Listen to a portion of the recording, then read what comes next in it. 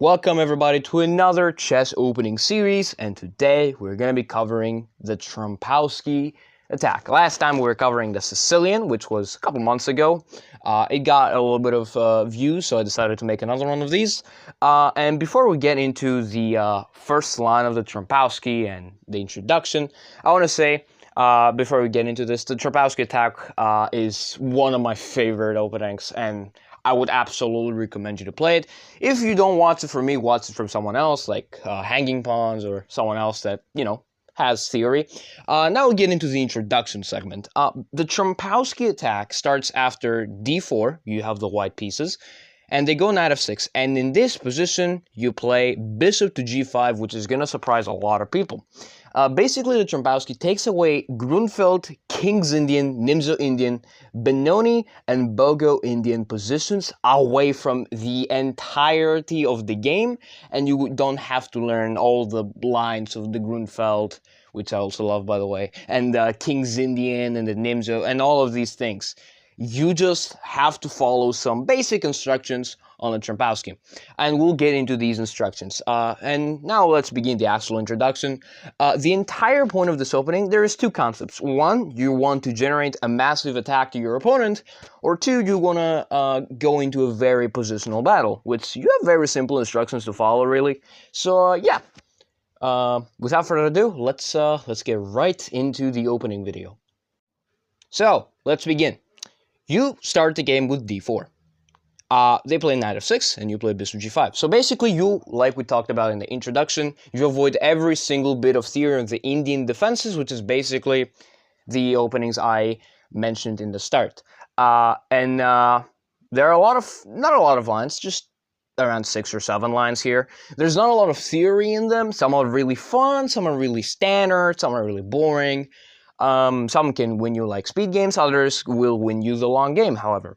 So, in today's video, we're going to be covering the most popular line and also preferred by the engine. Not mine. I'm talking about generally what, the engine likes. We're going to turn on the engine lines because this is a normal self-analysis. Let me know if I should have like game self-analysis kind of and have free move feedback. Don't tell that to just.com. I'm joking, I will not do that. Anyway, let's begin. The most common and most popular, actually most common because most popular and most common aren't always the same, is d5, which is the top engine move if you ask almost every single engine. And in the Trompowsky, the main concept is that you will take this knight. Doesn't matter. You take this knight. And now there's 2 lines from here. This and this. And each of them is kind of different, but they work in the same way. What do I mean by that? So basically, we're going to delve into the lines. We're going to delve with the first one. So, after the take with the e-pawn, we're going to start first. You want to build a dark square barrage. That way, you counteract their dark square bishop, and you can have a very strong light square bishop. So, for example, what that would look like is e3, and let's say they bring their knight out or something, and you play c3, and you have this very, very powerful brick wall, which is not very easy to break. So, for example, if instead of knight c6, they play something like c5, you keep building your structure, and if they take, well, they just help you, you're fine. You just take with the c-pawn, and you have still a very strong wall, which cannot be touched in any single way. If they give you a check, sure, you just block, and I mean, if they take, that's just useless. You have literally no disadvantage, except maybe an isolated a-pawn, which is not really the biggest disadvantage, if I'm being completely honest with you. But to each their own, I guess. And then let's say they develop the bishop, for example. You just play this. And this is basically your game plan. You bring this bishop here. Your queen, you can decide where to put it. You can put it here or here, but I mostly prefer you put the queen here because it's targeting this very good diagonal and also assisting the bishop in future attacks or positional play. And then you bring this knight here, and in some rare cases, you can actually put this knight behind the f-pawn. We're going to talk about this in different lines.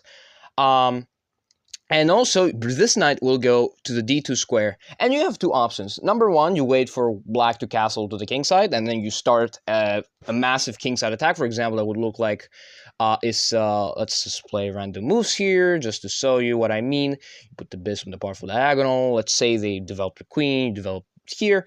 They have to block that. Oh, that was the wrong move. They have to block that. You don't even have to castle, by the way. You can just start an attack. You can just go h4. Or you can castle, and then, for example, go king h1, and let's say to play c5, for example, you can just go h4, h5, and just blow the whole house up. I don't know if the engine doesn't like it, but it's going to win you a lot of blitz games. Now, if you want to play the pacing game and actually be good at it, if they waste a little bit of time, you can just start attacking. Like, you can just go h4, h5 in some positions and just attack. g4, f4 if you move the knight. Like, there's a lot of tactic and a lot of attack brewing. Now, if you don't want this massive like attack thing, you can just want a basic game, you can just castle. And the other plan is expansion on the queen side, which is really overlooked, really, if I'm being completely honest. Most people just go for the attack. I mostly go for the queen side expansion because I'm unsure if I want to risk too much in a rapid game, so I mostly go for this. And that would look like, for example, is you just expand on the queen side, you take space on the queen side while still keeping your dark square wall. That would look something like this, and you go a4 in the future, a5, just take a lot of space, and use your knights. For example, like they play f5, which is a standard move in Trompowsky to try and fight off your light square bishop. You can transfer your knights in, you can put this knight here, you can have this knight here as a reinforcement to this knight that goes here. You can also just go, for example, knight e2 and f4 in the future and protect this e-pawn right here. There's a lot of things you can do, and they're very easy to understand. There's very easy concepts behind it. Now, I remember I made a video on this opening. I think I made the video. If I did not, then I'm stupid, then I apologize. But I did not really go into depth of this entire thing. So we're going to be doing this in the series with a little bit more depth and a little bit more example games and stuff like that, so you understand what I'm talking about. So that's one setup. Oh, did I forget to tell you that there's setups? Oh, yeah. So you have two choices. You have e3, c3, and bishop to d3, which is the most common setup. Or you have e3 and then g3, which puts the bishop in a different diagonal, specifically the g2 to, a8 diagonal, which is very strong, can open up in the future. And then what you're going to do is going to put the bishop here, let's say the castle, and you can still build your dark square barrage, by the way. You can still do that. That's what I recommend you to do. And then you can they have to defend the pawn pretty much. Now you might be asking me why you couldn't take this pawn here. This check, and it's kind of brutal, if I'm completely honest, because after you block, then they just take this bishop and threaten to take your rook, and you're down a piece. So it doesn't quite work, so don't take free pawns because they look free. c3, basically, now the pawn is truly hanging, they have to defend it, and then you just continue with your plan. That's basically it. In some positions, again, you can play the move f4 and just even more strict and have a bind in these two squares right here and have a lot of space, really. But for example, you can just go either here or here. Both moves are fine, in my opinion. I prefer knight to e2 because you don't block the bishop. If they pin you, well, that's fine. You just keep developing. You just put your knights here, and then, castle or something. And I'm sorry. And then, sorry, I'm just coughing. I'm just a little old. Not really. I'm just very theatrical. I just did not drink any water before this, so if I just cough like that, I'm sorry. I did not drink any water.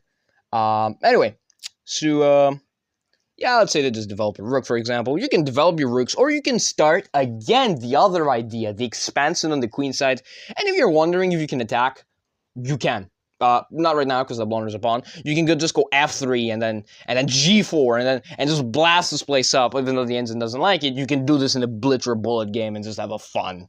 But you just need to make sure that the attack actually works and it's not just a fail. So yeah, that's with the e takes line. This is the most common you're gonna get, by the way. This is the most common, and you have very simple instructions to follow. Again, you just got the e3 g3 setup or the e3 c3 setup, which are almost the same, but the only difference is the position of the bishop.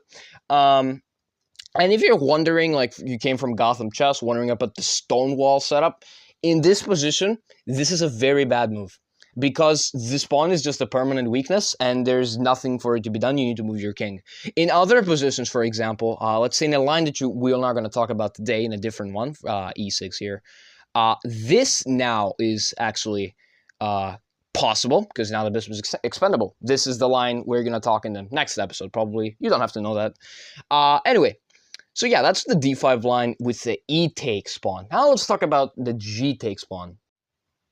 And now, for the G takes F6 line, which is basically the second response after, this. What happens when they play G takes is basically they open up the G file and they support the center with their double pawn. So they use the weakness against you. It's like having a broken arm and you use it to slap your opponent. That's kind of not allowed in sports, but that's an awful analogy. What happens when this happens? Very good wording right there. What happens when this happens? Anyway, e3, you just continue. And if they go for e5, knight to f3 is what you want to play. Counterintuitive, because you want to go g3 and c3, but this is actually the point. If you go c3, then they build up some really, not c5, although c5 is an idea too. They build up some really strong pressure on the center. Like if you had c5 involved, like if you play this passively, you will drown. Like they can bring the queen out, and then there's a lot of pressure. Even though the engine is kind of arguing in the back there that it's good, it's very, very hard to defend, and I don't like that. So instead of that, you play knight to f3. They pretty much have to play this. If they don't, that's just a free pawn. They have to play knight to c6 or knight to d7. We're gonna look at both of these moves. Now the engine is suggesting c4, although you can play c3 if you want to. If they play e5, that's a horrible move and gives away all the advantage. If they play queen to d6, which is the top engine move, as you can see, the engine is reconsidering. It wants rook g8 now. So it's kind of unclear what's bad for white, as you can see, because the engine is kind of, thinking there, just calculating what's good or bad. So, yeah, it's not, different. If they just develop normally, like, for example, like this, you can bring your knight. If the castle, that's a ridiculous move. I don't know why the engine would recommend something like that. If they go here, you can play g3. G3, that other idea, remember? Where you just fianchettoing your bishop to the only active diagonal. So yeah, the g3 setup is probably just required in g takes f6. So yeah, be prepared for that. You can also just completely delay the development of this bishop and just bring your queen out, expand on the queen side. But I would just recommend to just bring this thing out. Just bring the juicer out. And after you develop as well, you develop too. And again, their concept is to go to the queen side. Like that. And before you don't even have to go to the king side, by the way. You can just go here, and then if they castle there, you can also just castle there. But that's for those who want to eat a pancake in the face, because long castle is actually not that great. That's what most people do, and they just fail because they don't want to have an attack upon them. But you really push your pawns on the queen side, and you want an attacking game if they go to the queen side in this specific variation. So kind of counterintuitive, but that's the beauty of chess. It's always counterintuitive. So if you castle here and the long castle, again, do you remember the queen side expansion? Yeah, now it's actually even better because there is a king on the other side. That's how chess works. If they lock down the center, which is basically what to kickstart their all attacking plans, you get a couple of moves for the knight. You can reroute to e1, and if they just go h5, you attack on the queen side. You strike back there, and then you just bring your pawns. You can also just bring your queen here, according to the engine, which just attacks the knight, forces this move. Pretty much, and then you just strike there. I mean, the engine's just a savage. Sacrifices a pawn to get this pawn and have this very open diagonal for the king. This is kind of a little treacherous to walk for. King b1 does solve this issue, but then you can just slowly build up your positional advantage, which is basically just bringing your knights. And because the dark square bishop does not have the greatest of scopes, because it just only has one diagonal, and also your pawns are in dark squares, except like 2 of them, but they're used for attacks, so they don't matter. It's just, it's not very useful. So you can use the knights instead to, counterbalance that you don't have the bishop here, and actually have more use of the knights. So, for example, if they attack your bishop here, you can just move it outside, like here. If they, that's a ridiculous move. I don't even get the point of it. I'm not even gonna look at that. If I was a human in this position, I'd probably just push this pawn, sacrifice it or something, or defend it. Just defend it and push it. But then you would just slowly just bring your knights, and even though their bishop can attack you, you can take their light square bishop and no longer have the problem of the light squares being countered. So you can do that, and you can also just attack the queen. By the way, and apparently the engine wants to sacrifice the rook. And then you don't even take the rook because the bishop is worth more than the rook according to the engine. Now, if you take the rook, well, that's fine. But the game is very equal according to the engine. Although if that was a blitz game, I'll just take the rook, honestly. But sometimes in like Trompowsky or Catalan positions, like completely different opening, you really don't want to be trading your uber powerful bishop for like a rook because it's not worth as much as your bishop. Keep that in mind. So yeah, it's a little bit of the G takes f6 line. If they don't go for e5, again, if they don't go for e5 and just play completely passively, like this, you just build up your thing. You make your thing. Like, if they never go for this, you just build up your thingy, you know? So, yeah, if they now decide to go for e5, then you bring your knights and you're fine. They have to defend, and then you build your thing. You just build your castle, and then you're fine. Again, back to the G takes f6 line. What happens if they, instead of knight c6, they play knight d7? That's just horrible, because, again, the counter-strike, but also c3. Just keep everything locked down, and you're fine. They can support the center or attack the center, too. If this move happens, you have a couple of choices. First of all, knight b to d2. If they bring their queen out, thinking they're smart, you got a couple of choices here. You got d takes, which is essentially just undoubling the opponent's pawn structure, and also helping them, but I would not recommend that in a million years, because that just kills the entire point of your opening. Or just rook b1 and just be fine and solid, you know? Takes, I mean, if takes, if all these trades, you're fine, you emerge out with an advantage. And actually, this bishop is worth less than this knight, which is not the greatest thing in an open position. So, yeah, all these trades only benefit you, specifically. And the engine wants one trade, and that's it. It wants to close the position down. Because there's not much you can do, to be completely fair. Because black has misplayed this, so technically they don't get the maximum amount of carol play. And apparently, according to the engine, if you just wait one move, you can already start transferring stuff. And here, and apparently now the engine wants to take because you make the king move. That's the point. And then you can bring your queen out and harass the king, because we love doing that in chess. We love harassing pieces for no reason. If they defend, well, you can just bring the rest of the pieces. You can also just play a ridiculous move here, g4. The entire idea is to just take the pawn. They have this counter-defensive measure, which honestly looks completely ridiculous, if I'm completely honest here. Simple stuff, g3. Simple. Just simple. Just develop your bishop, either that way or that way, and castle. If they give you a queen trade, you can take it or leave. Leave. If they try to consolidate, you can start bringing your queen, like, before that, like, your queen to the queen side, and again, support the queen side expansion that we'll be talking about, right?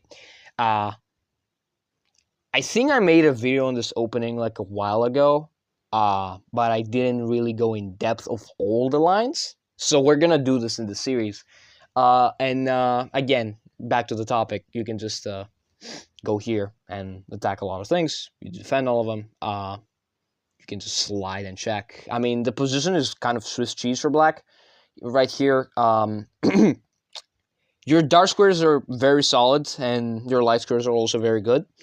Most likely, I would always prefer white here, because honestly, you have a lot more options. You can just, again, after, the queen trade, for example, you still get transferring ideas with the knight to, the c5 square, or to, like, any other square, basically. You got a lot of ideas, if I'm completely honest here. That's why I love the Trompowsky opening, because it suits all playstyles. It suits aggressive, which means just aggressive pawn storms. It suits positional, my style. Defensive, aggressive, it suits all playstyles, and it cuts your theory in half. So that's why I love this opening, and this is the d5 line. Again, to sum it up, you see e takes, remember the two setups, e3, c3, and bishop to d3, as well as e3, g3, bishop g2, and c3. Remember these two setups. They're pretty much very easy to follow, and pretty simple to just remember, really. You have a couple of points. Like, bring out the bishop, build the dark square barrage. You don't care what happens in the center. If, they play the early c5, you might need to reinforce your center a little bit, but you're fine past that. If they don't play that, they play, like, passively, for example. You just bring your bishop, and you bring your pawn, and then you bring here, and then after a couple more moves, you bring your queen out. It's very simple to follow. It's very simple to follow. I mean, g5 only happens in like attacking positions, like when black is, you know, kind of feisty. If g5 does happen in your game, however, here, don't panic. Don't panic. I've seen this too. You just aggressive queenside expansion again, like we talked about. G5 is also very ridiculous, not going to lie to you.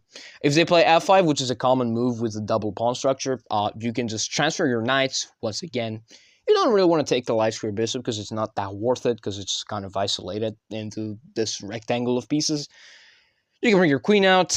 You can start the queenside expansion. You got all our plans. So that's why I love this opening so much. Also, funny story, I've beaten an 1800 FIDE ID with the Trompowsky. He didn't know what it was until he faced it against me. And he lost, and ever since then, I love my Trompowsky attack even more. So, yeah. Now I'm gonna... These are the lines. Again, if you see E takes, remember the setups. If you see G takes, remember the knight f3. And again, if they attack you, you're fine. You've got an advantage, slight advantage. If they keep striking at the center, you can just take this, apparently. And if they take back, you got c4, which is kind of an insane line. You won't see g takes f6 as often. You're free to also study it on your own if you think you want a little bit more coverage. But that's basically, these playlists are based on my experience, studies, leeches, database, and Grandmaster games. So yeah, that's that. Now I'm going to show you some example games that I have played against people. Different time controls like Rapid, Blitz, Bullet, and Daily. So yeah. Thank you for watching. Let's go to the example games. For the first game, this is against the Chess Crusader, a guy I found on YouTube one day, and I decided to stick around. Very good guy, very chill guy. What happens when he faces his Trompowsky again? D5. Why D5? And I was not lying, this is actually the top engine move. Now, if you let the computer think, it's going to reconsider, but most of the time, it's going to tell you D5. D5, we have the E takes F6 line. What do you remember of the video? E3, C3 or E3, G3, C3? They're two setups, and they're very strong. Very strong, slightly different, but the same ideas apply. We have the Knight C6 setup, which is the passive one. It's not the C5 one like we've discussed. It's aggressive, and you can fight against the White's dark square barrage. Also, by the way, side note, this is a blitz game, and I've barely even thought. I've played all this stuff before, so why should I think? There was a moment in one of his videos that he said that opening theory is not that important. Trust me, opening theory is important, but you probably should not die over it. You know what I mean? Don't look at me. I study like openings for fun, but yeah, if you're like 1,000 to 1,100, you might as well start an opening. Anyway, C3, and we have the Bishop D3 setup. I was kind of contemplating if I want to play G3, but I decided to go for the Bishop D3 setup, which is a little bit more aggressive and not as positional as the other one. But it's a blitz game, so these decisions don't quite matter. And now I have Knight to F3, Queen C2, eyeing down the diagonal, G6, Knight BD2, Bishop G4. That's kind of a waste move, honestly. You could have just put the bishop there in the first place, but fine. You probably should not be trading this bishop, but I just asked the bishop a question, you know, also keeping the alternative for a kingside attack. Never forget the attacks you can do on the Trompowsky. You can start kingside attacks, opposite side attacks, whatever suits your playstyle. Okay, I go for positional. I don't do well with the aggressive version of the Trompowsky. Sometimes I do play it for fun, but most of the time I just play the positional one. Positional Trompowsky attack. We have Bishop takes F3, which is not a very good move. I could have taken with the G-pawn, but didn't want to. I didn't like it. So I took with the knight. And this is actually kind of a better version of the Trompowsky attack. Even though you don't have the two knights, which can be very powerful in the Trompowsky attack most of the time. And very useful and better than the bishop pair. Black doesn't have the bishop pair anymore. They have double pawns and, well, just that. And also their bishop is terrible. It has no scope. So, yeah. Rook to E8, castles, F5. This F5 move, if I did not discuss it, I apologize, is very classy. It happens almost all the time. It's basically just kill off the bishop. I'm sorry. Again, no water. I did not drink any water before this video, so my throat is kind of dry as fuck. A3. Remember that other idea. Queenside expansion. By the way, I still have not thought for a little bit. Just not even a single 4 seconds. Maximum is like 3. 97, B4. And A4. And once your Queenside expansion quest line has ended, normally ends after A5 and you just push the pawn and wedge it forward, you start bringing the pony. C6 is unfortunately a very good move. I say unfortunately because it's kind of annoying, but at the same time it's also a very good move, if I'm being completely honest. You try to fight off the Queenside expansion. With knight to D2, trying to fight for the C4 square. B6, which also takes a little bit of a claim in the queenside. I don't know why it's so bad. I guess it just says that it wastes time. I don't understand. B5. Also keep in mind it's a 3-minute blitz game, so yeah. C5. So the Crusader has taken a decision. If he took here, then my bishop would have gained some scope. But he pushed the pawn, so that kind of benefits me a little bit. Now, I can push the pawn to c4, but I didn't like that, so I want bishop to e2 instead, because I want to rotate the bishop around to f3 to attack the weak d5 pawn. C4, he locks down the position. It kind of benefits more my knight than the bishop, but we reroute the bishop, and we play the move g3, which has a lot of uses, if I'm completely honest. First of all, you can play King h1, King g2, and Rook h1 if you want to start an attack and expansion on the king side. And that's exactly what I start doing, although I did kind of waste my move there with King h2 and then King g2. But if you think about it, I looked at the computer afterwards, it said top ensign move. Or second top ensign move, one of these two. Although he's also doing a very good job rotating the pieces around. Knight to f6, very good idea. Try to get the knight a little bit more active. A very good square is probably just e4, although there is going to be counterplay on that square. Rook a to e1, just bringing everything to the party. He can undermine my queen side, but I'll just bring the rook back. If he takes, then I take with the rook, and if he tries to put pressure to this pawn, I can sacrifice. If you take, I take your queen, so you can do that. So you have to take this pawn, and take here. And I'm up a pawn, so I'm completely winning. So this pawn is kind of untouchable, if I'm completely honest. He never played a6, by the way, just saying. We have, again, knight to e4. I took it, but he took with the wrong pawn. I get it. He wanted to connect his pawns. The reason why this is better, 1, it doubles your pawn structure. 2, it locks down the center. And 3, the bishops are completely useless most of the time. Maybe the light squared one is a little bit better. But even the dark squared one is kind of opening up a little bit. But this is not the greatest approach, even though I get the concept behind it. We have queen to d6.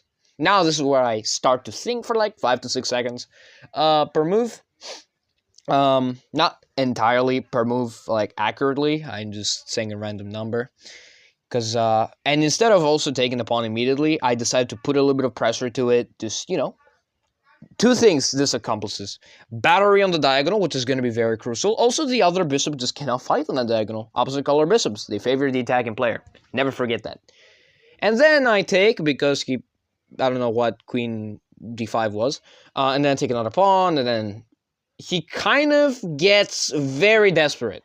And I could have taken a rook, but like with every blitz game that I play, I panic. So I take this one instead. Then he jumps the queen in here, and now I start to panic. What I saw was if I took this, then he would have some sort of counterplay, but I'm completely safe, by the way. So instead, I don't do that. And his rook escapes, and that's the average blitz game for you, That's the average blitz game for me. I fuck up, and again, I have the advantage. It's a draw, and now it's no longer a draw. Now it's advantage. That's pretty much what happens with blitz games, and he sacks the queen, and it's just unstoppable threats, and it was a mad dash to the clock, and he ran out of time there.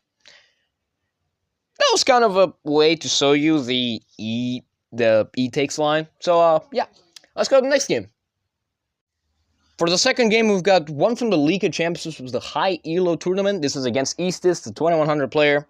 Yeah, a little bit of Elo disparity right there. When I play very high Elo players with like 10 minutes or time increment, I really lock the fuck in.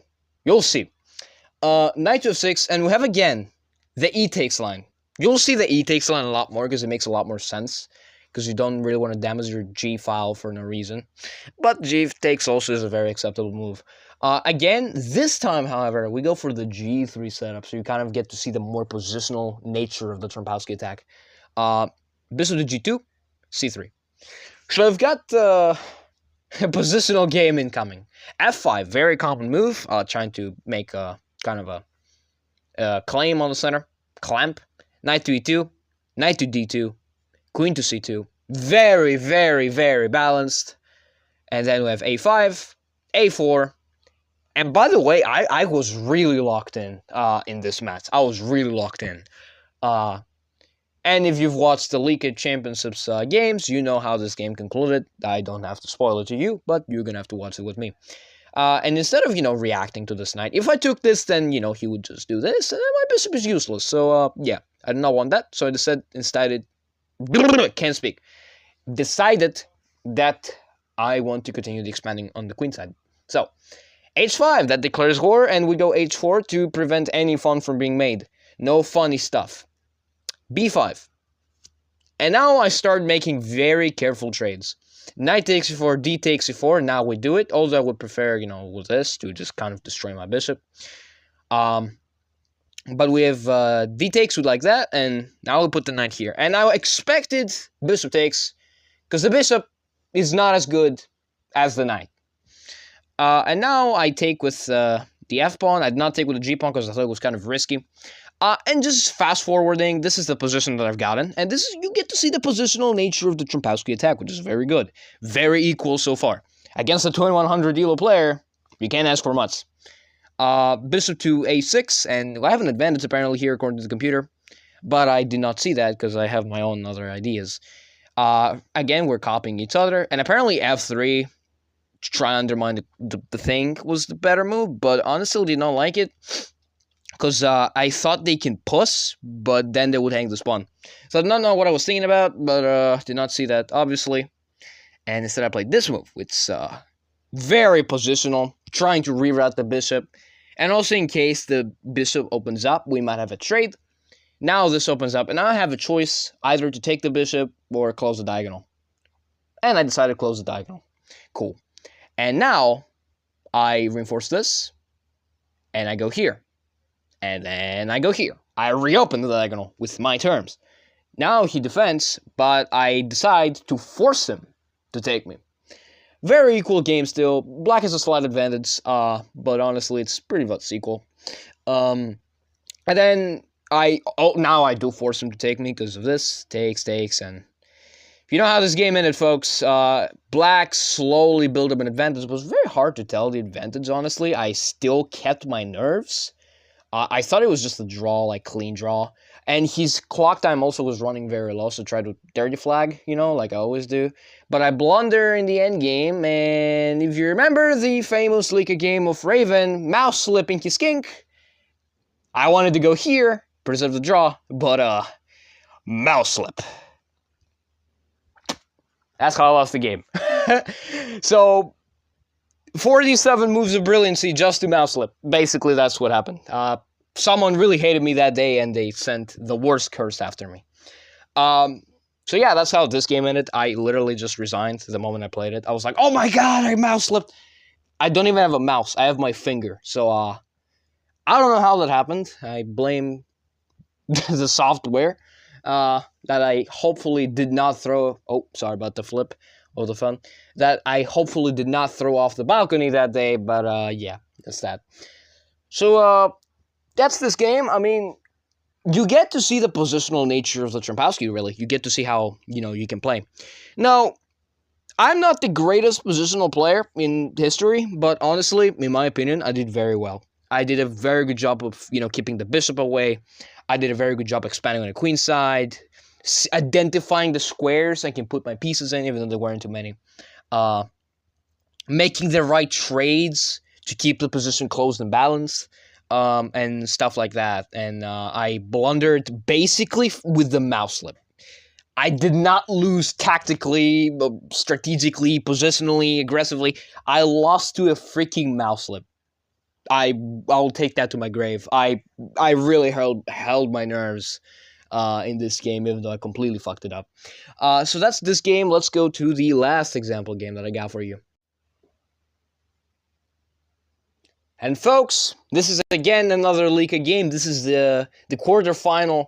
Quarterfinal? Yeah, quarterfinal of the championship, and the one that eliminated me because they rigged the seeds, the top seeds and the bottom seeds. They kind of rigged them. I'm angry and not angry at the same time. Although I was 100% sure it was not going to survive, and even making to the quarterfinals was basically a blessing. But yeah. Again, this is the first game I played against Oscar, which is basically the highest rated person on the Lika server. So you can imagine my nerves. Also, I was playing both matches on the toilet. Just an added bonus. I was playing the matches on the toilet. So I was suffering with intensive diarrhea and playing chess at the same time. Maybe the diarrhea part is a little bit excessive and theatric, but, you know, to each their own, I guess. Again, the E takes line. And again, bishop d6. Not the aggressive, not the aggressive c5. Not the aggressive c5, because you won't see too much. Because you want to be a little bit more balanced against the Trompowsky. Every time I played someone against the Trompowsky, one of these top players on the server, they would say how annoying it is to face it. Just that alone speaks of how annoying the Trompowsky is to face. So you need a very solid weapon against it.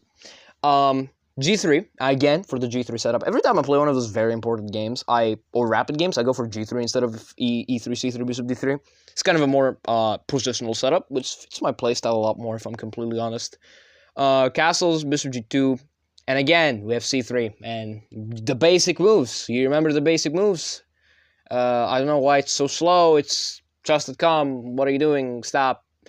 And again, very positional and very basic. I'm spending very little time. And in contrast to the other game, this one actually ended in a draw. If you watched the League of Championship game, you know how it ended. I forgot to make the finals one, but I'll tell you one thing. Oscar won convincingly. It was very short. That was also another reason I didn't make it. Again, a4, and now I decided to close down the queen side, which is basically heading to a draw. Knight to c1, kind of rerouting. You see this from a positional player here. You see this very beautiful square right here? That square is very juicy, isn't it? Yeah, that's where we're heading. I want to reroute my knights in a way that somehow support the square very well. So I decided to go knight to b3. Now the square is very well protected, and eventually I will place a knight there. Here we go. I placed the knight. And basically, we can take this knight. I do it, and then after this, I place my knight here. He can take it. He didn't do it just yet, because he thought he had an attack. I decided to take the light square bishop. That was kind of a foolish decision by me. I don't know why I did it. But the game quickly ends in a draw because the position just dies. I mean, the position just suddenly just dies. There's no more play because I defend everything with my queen, and it's an opposite color bishop endgame and diagonals, and there's only one open file, and all diagonals are closed, and this is just a dead draw. We just agreed to a draw here. Again, you get to see the positional nature of the Trompowsky here. This G3 setup, how flexible it is, the queenside expansion, and the holes that can be made during the game. You know, like, yeah, it is taking, even the engine right here, it want to take advantage of this outpost square. But you normally want to prepare it. You don't just want to go head in first into the attack. So yeah, these are the example games. I hope I was able to help you into understanding the first line of the Trompowsky. This is the first one. The next one will be a different line. It will most likely be the classical defense. If you don't know what it is, then it's fine. You'll have to wait for the next one. So, this is the most common variation of Trompowsky. You know what to do when you see it, and you probably have to do it if you play the Trompowsky, not gonna lie. So yeah, that's that. Hope you enjoyed this. I will see you guys in the next video, when I make one. Peace out. Have fun winning.